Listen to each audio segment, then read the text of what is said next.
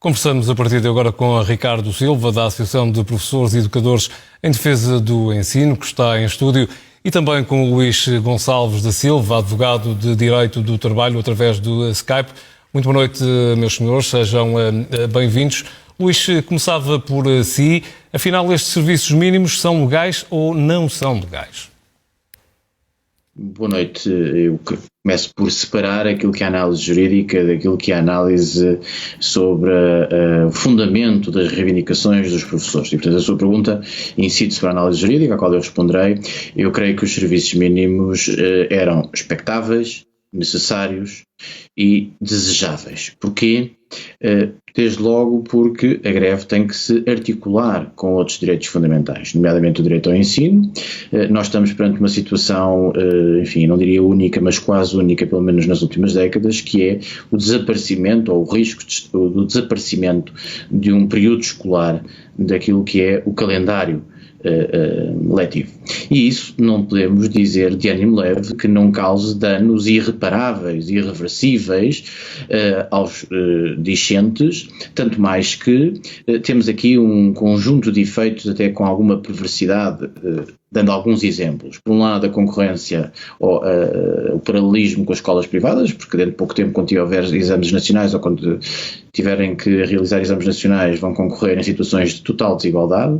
Um segundo elemento que me parece bastante importante, que tem a ver com a condição económica e social dos próprios familiares, porque os jovens que têm famílias mais humildes, com menos condições financeiras, enfim, o acesso à informação e, portanto, a capacidade para poder recuperar da privação das aulas é muito inferior, e, portanto, há aqui uma espiral de que menos conhecimento gera menos conhecimento.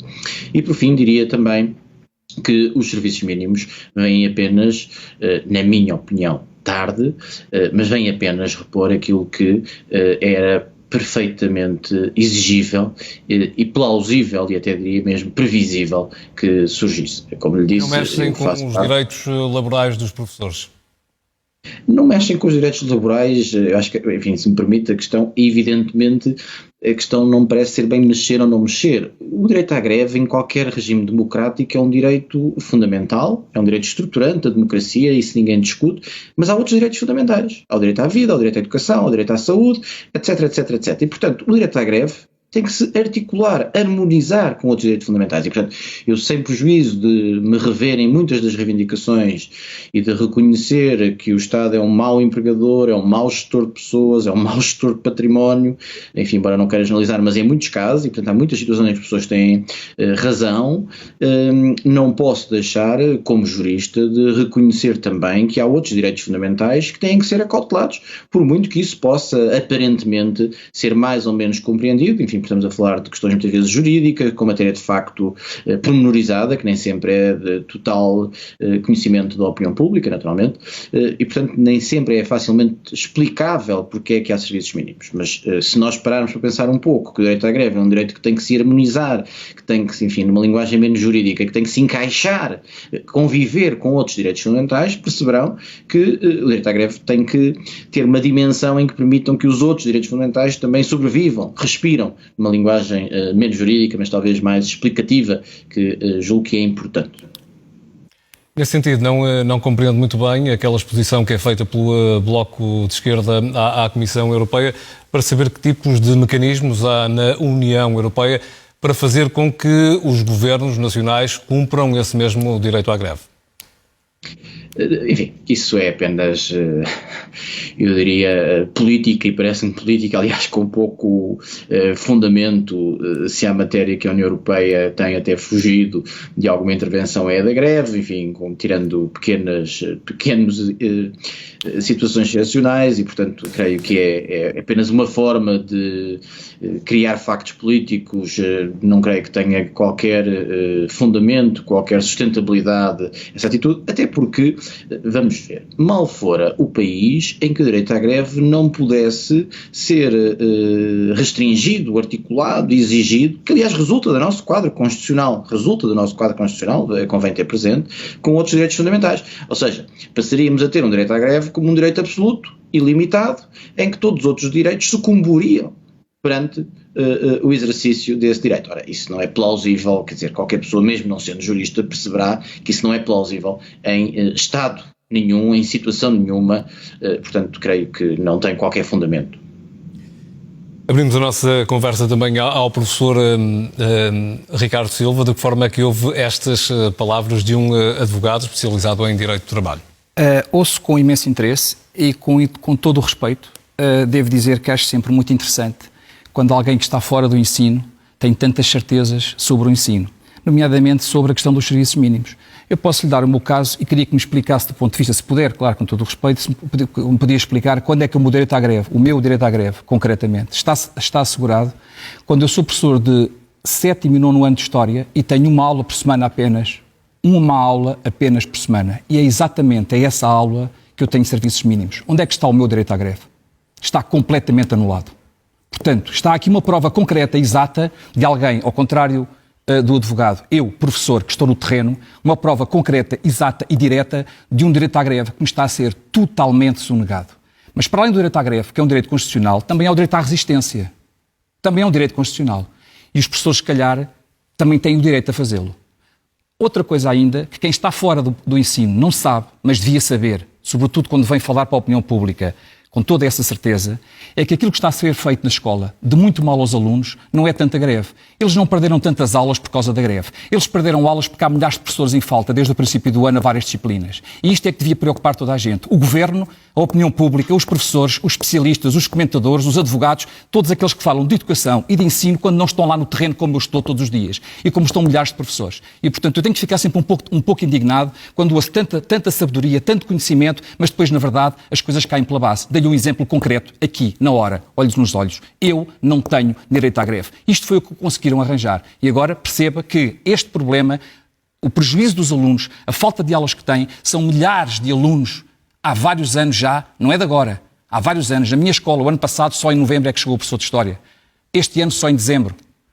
E, portanto, isto é o que se está a repetir em todas as escolas. E a culpa disto é de um governo autista, cego, que não soube ouvir, que não trabalha como deve trabalhar, que não soube precaver-se para um problema que estava anunciado há muitos anos. Isto sim é que todos, sociedade portuguesa, devia falar. Luís, considera que está aqui ou não em causa esse direito de um trabalhador a um dia de greve? Não, olha, a afirmação do meu interlocutor tem vários equívocos. Primeiro, dizer que eu não conheço o terreno, eu além de advogado sou professor universitário, dou aulas há 27 anos. Peço desculpa, não é a mesma coisa. O ensino básico é muito diferente do ensino universitário. Enfim, se não quiser debater, eu tenho todo o gosto em me calar, mas há uma coisa que eu não vou dar, que é o mau exemplo de regras de urbanidade de quem nos está a... Se quiser, eu tenho todo o gosto em me calar, ouvi-lo-ei com toda a atenção. Com certeza. Se me quiser ouvir, eu terei todo o gosto em falar, portanto deixa o seu critério. Concluir, Luís, peço que prossiga então a sua ideia. Portanto, dizia eu, dou aulas há 27 anos, mas creio que não viemos aqui discutir currículos, nem graus académicos, nem experiências de vida. Creio eu, enfim, poderemos discuti-las, mas não creio que interesse muito aos ouvidos saber os graus académicos de cada um e a profissão de cada um. De qualquer maneira, pode ficar com o registro que eu dou aulas há 27 anos e, portanto, podemos depois discutir se é a mesma coisa, se é coisa diferente, mas não creio que seja muito interessante para a opinião pública. Segundo ponto, a minha análise jurídica, não retiro uma vírgula. Terceiro ponto, eu debati juridicamente, não debati politicamente, portanto eu não vim defender nem o governo, porque aliás não o faria, nem atacar, porque também o posso criticar, nem dizer se é autista ou se não é autista. Aliás, eu comecei por dizer que até tinha empatia e reconhecia fundamento de muitas das reivindicações. Isso não significa é que eu, para utilizar a expressão do meu interlocutor, tenha que ser autista face à forma como estas reivindicações são depois executadas, que me parece uma coisa diferente. E se há um outro ponto que me parece relevante, é que esta discussão de facto, e este foi um bom exemplo, muitas vezes substitui a emoção pela racionalidade. Ora, quando nós temos debates, quer na opinião pública, quer em mesas negociais, a racionalidade tem que estar presente, sempre, por muito que seja difícil. Eu não escondo, evidentemente acho que nenhum português de um bom senso o poderá fazer, que os professores tiveram, e têm, em muitas situações, falta de condições mínimas de instalações, andaram com a casa, e andam com a casa às costas, precariedade absoluta. Portanto, eu comecei por dizer isso numa palavra muito simples: o Estado gera mal pessoas e património. O que eu digo é outra coisa. E, aliás, agora uma terceira nota que também me parece importante, que é, o Governo também só percebeu que tinha um problema quando os professores vieram para a rua, porque até lá, eu lembro logo no início, o ministro dizia com alguma simpatia, nós temos uma calendarização acordada. Ora, uma calendarização acordada, salvo erro, eram duas reuniões por mês, ou uma por mês, enfim, algo desse género. Depois passou a ser muito urgente, revela muito sobre aquilo que este governo, também outros têm a responsabilidade, dão como primazia ou dão como relevância, ou dito de outra forma, não dão qualquer relevância à educação. Agora, o facto de termos razão substancial nas nossas reivindicações, isso não pode impedir que o enquadramento jurídico, gostemos dele ou não, temos depois comentar o enquadramento jurídico, seja justo. Ou seja, acho que ninguém defenderá que uma greve pode estar afastada de um regime que tem base constitucional, que tem base ordinária, que foi feita por um tribunal arbitral, por um colégio arbitral, portanto, um conjunto de árbitros independentes e que fixou serviços mínimos. Aliás, já agora, deixe-me dizer, esse colégio arbitral, num primeiro momento, portanto, nem sequer estamos a falar de uma situação que podemos dizer foi logo. Não, no primeiro momento não fixou serviços mínimos para o ensino regular. Foi só para situações excepcionais, como crianças sinalizadas, ensino não regular, etc, etc. Portanto, demorou algum tempo. Eu devo confessar que mantenho também o que disse há uns meses atrás, ou há umas semanas atrás. Eu acho que os serviços mínimos deveriam, mesmo para o ensino regular, deviam ter surgido logo. O meu interlocutor discorda, com toda a legitimidade, com certeza, mas ainda assim, não creio... Sim. Para mostrar, dar a ver os dois lados de uma mesma questão. Vou deixá-lo, Ricardo, concluir muito rapidamente. Só uma pequena nota, com certeza, e com todo o respeito uma vez mais, anoto, fica registado, que não respondeu à minha questão concreta do meu direito individual à greve. Não o tenho. Mas eu tenho todo o gosto em responder à sua consulta. Ricardo, gostava de falar consigo sobre a próxima ronda adicional de negociações que vai acontecer na próxima quinta-feira. Olhamos de novo para a situação do recrutamento dos professores. Parece que sem grandes mudanças por parte do Governo. O Ministro da Educação já veio dizer que o Governo já mudou aquilo que podia mudar.